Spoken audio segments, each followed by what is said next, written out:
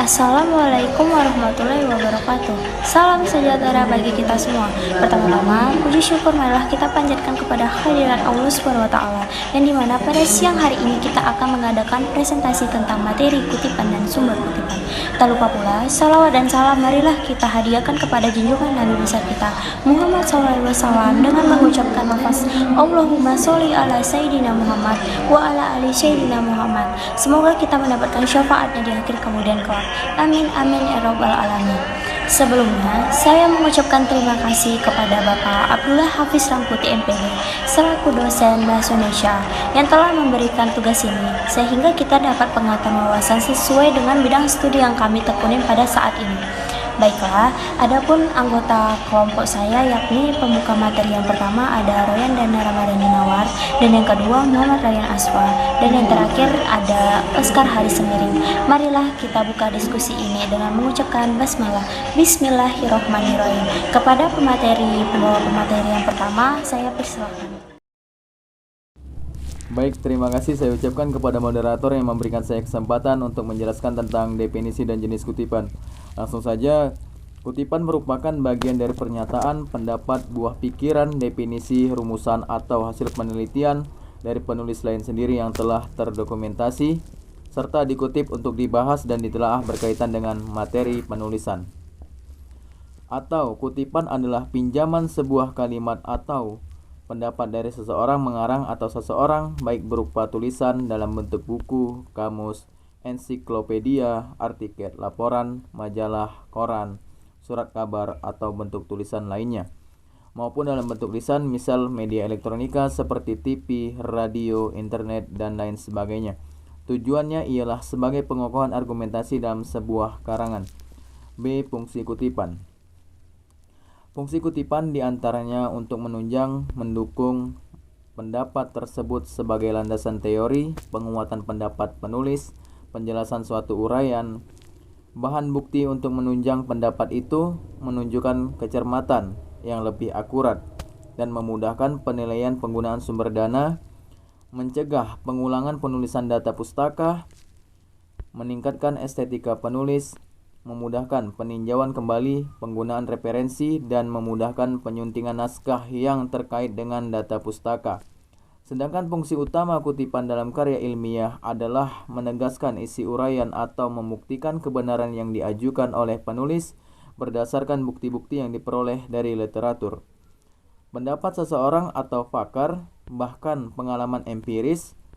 Peletakan kutipan dilakukan dalam dua cara, yaitu pada teks atau menjadi bagian catatan kaki. Peletakan pada catatan akhir atau endnote umumnya dilakukan andai kata penulisan tidak menginginkan adanya penjelasan yang akan mengganggu keruntuhan uraian di atas. Hal-hal yang perlu diperhatikan dalam mengutip diantaranya: 1. Penulis mempertimbangkan bahwa kutipan perlu. Yang kedua, penulis bertanggung jawab penuh terhadap ketepatan dan ketelitian kutipan. Kutipan dapat terkait dengan penemuan teori. Dan yang ketiga, jangan terlalu banyak mempergunakan kutipan langsung. Dan yang terakhir, penulisan mempertimbangkan jenis kutipan dan kaitan dengan sumber rujukan. Baiklah, di sini saya akan menjelaskan tentang teknik mengutip dalam kutipan. A. Kutipan langsung. Apa yang dimaksud dengan kutipan langsung? Ialah pinjaman pendapat dengan mengambil secara lengkap atau persis demi kata, kalimat demi kalimat dari sumber teks asli. Adapun cara penulisan kutipan langsung adalah sebagai berikut. 1. Kutipan langsung pendek adalah kutipan 3 baris atau kurang dari baris ketikan. Diketik atau seperti ketikan teks, diawali atau diakhiri dengan tanda petik.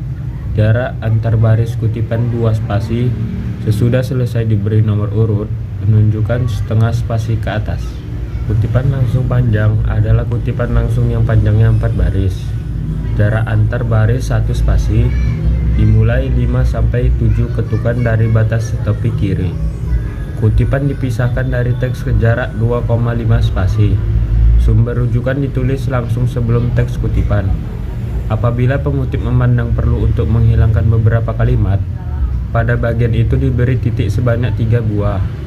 Di belakang kutipan diberi sumber kutipan. Kutipan diapit oleh tanda kutip.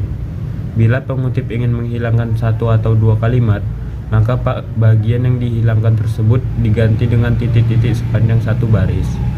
Apabila pengutip ingin memberi penjelasan atau menggarisbawahi bagian yang dianggap penting, pengutip harus memberikan keterangan. B. Kutipan tidak langsung. Penulis menggunakan kalimat-kalimatnya sendiri untuk dinyatakan kembali dengan kalimat yang disusun oleh pengutip menjadi ikhtas atau intisari berdasarkan apa yang dikutipnya. Adapun cara peraturan dalam perbuatannya adalah sebagai berikut. Kalimat-kalimat yang mengandung kutipan ide tersebut ditulis dengan spasi rangkap sebagaimana teks biasa. Semua kutipan harus dirujuk. Kutipan tidak diapit dengan tanda kutip. Sumber rujukan dapat ditulis sebelum atau sesudah kalimat-kalimat yang mengandung kutipan. Apabila sebelum ditulis teks kutipan, nama akhir sebagaimana tercantum dalam daftar pustaka masuk ke dalam teks, diikuti dengan tahun terbitan di antara tanda kurung. Apabila sesudah ditulis teks kutipan, rujukan ditulis di antara tanda kurung, dimulai dengan nama akhir sebagaimana tercantum dalam daftar pustaka, titik 2, dan diakhiri dengan tahun terbitan. Kutipan tidak langsung terdiri dari kutipan tidak langsung pendek dan kutipan tidak langsung panjang. Adapun cara penulisannya adalah kutipan tidak langsung pendek adalah kutipan tidak langsung yang terdiri dari 3 atau kurang. Kutipan tidak langsung panjang adalah kutipan tidak langsung yang panjangnya lebih dari 3 baris atau 4 baris ke atas.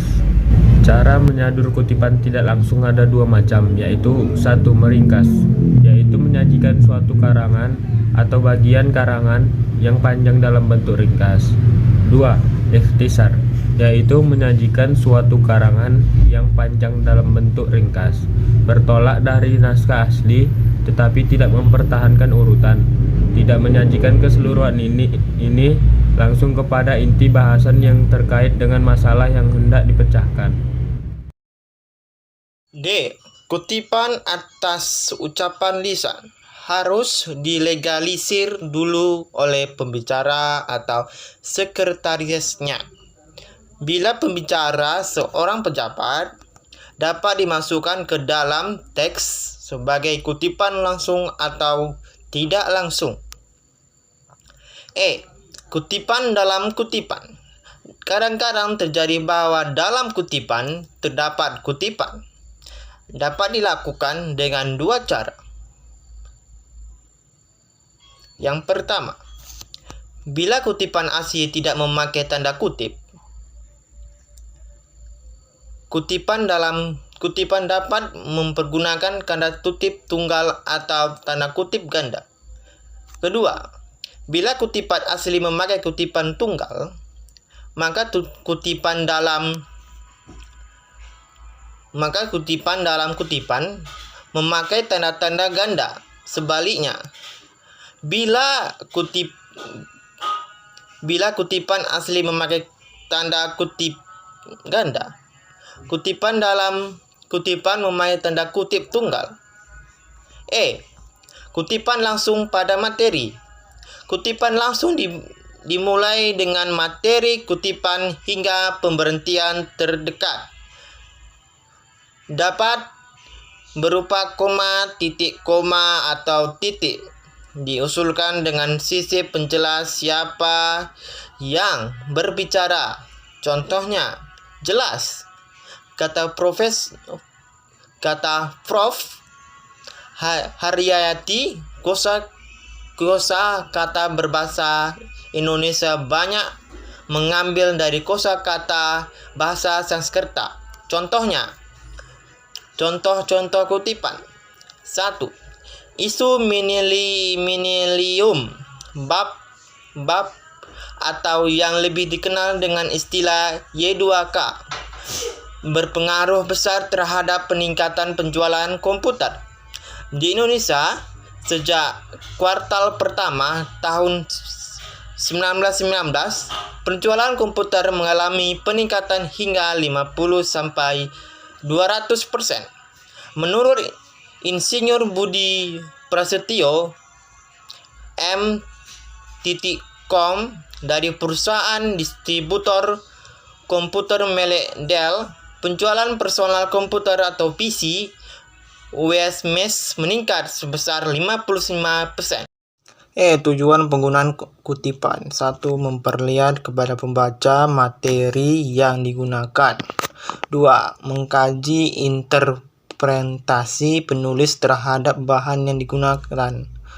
3. Menunjukkan bahan atau aspek topik tertentu yang akan dibahas. 4. Mencegah penggunaan bahan tulisan orang lain sebagai milik sendiri atau plagiat. F. Definisi sumber kutipan. Sumber kutipan atau referensi adalah salah satu karakter utama. Tulisan ilmiah adalah referensial, menunjukkan bahwa argumen-argumen yang dilandasi atau diajukan oleh teori atau konsep tertentu sekaligus menunjukkan kejujuran intelektual. Dengan mencantumkan sumber kutipan referensi yang digunakan. Dalam praktik penulisan, setiap kali penulis mengutip pendapat orang lain, baik dari buku, majalah, ataupun wawancara, setelah kutipan itu harus cantumkan sumber kutipan buku, majalah, ataupun koran yang digunakan. Fungsi mencantumkan sumber kutipan sebagai berikut: menunjukkan pembuktian, etika, kejujuran, dan keterbukaan ilmiah. 2. Menyatakan penghargaan kepada penulis yang dikutip.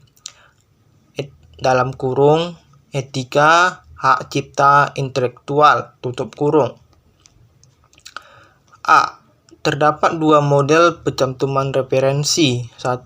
Catatan tubuh atau body note dilakukan ketika penulis mencantumkan sumber kutipan langsung setelah selesai sebuah kutipan dengan menggunakan tanda kurung.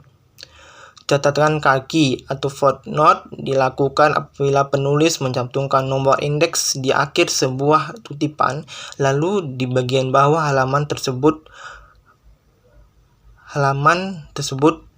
bagian kaki halaman terdapat keterangan nomor indeks yang menjelaskan sumber kutipan tersebut. Sebuah tulisan ilmiah harus menggunakan salah satu jenis tulisan referensi tersebut, serta harus konsisten dengan jenis tulisan tersebut. Artinya, ketika sebuah tulisan menggunakan body note, maka seluruh referensi dari awal hingga akhir harus menggunakan body note.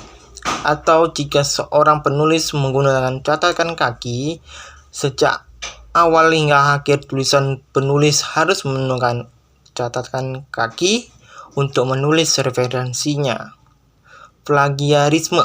Dalam Kamus Besar Bahasa Indonesia, plagiarisme adalah tindakan pencipraan yang melanggar hak cipta. Plagiarisme adalah tindakan yang tidak menyebutkan sumber kutipan dalam mengutip. Sumber kutipan perlu dicantumkan pada kutipan tersebut karena A. Untuk memberikan penghargaan kepada penulis yang diambil kutipan tulisannya. B. Merupakan aspek legalitas sebagai pengganti izin penggunaan kutipan tersebut. C. Merupakan etika dalam masyarakat ilmiah dan akademik. D. Guna menghindarkan penggunaan pendapat penulis yang tidak sesuai dengan tata aturannya atau plagiat. Pencantuman sumber dapat dikecualikan bila pendapat tersebut merupakan A. Pengetahuan